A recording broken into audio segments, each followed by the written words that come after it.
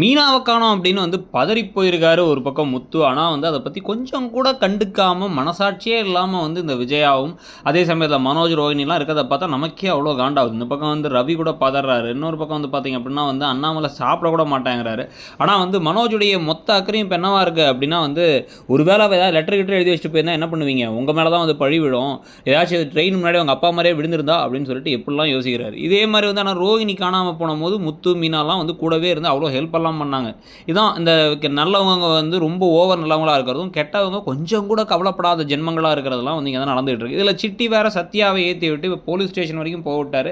Police ஸ்டேஷன்ல போய் இப்போ வந்து முத்து மேல தான் டவுட்டா இருக்குன்னு அவர் கம்ப்ளைண்ட் பண்ண, என் மனைவியை காணான்னு இவர் வேற கந்து வட்டி சுதாகர்லாம் போய் அடிச்சு கேட்டு வரலான்னு பார்த்தா அவரே ஏற்கனவே ஆக்சிடென்ட்ல அடிபட்டு கிடக்குறாரு.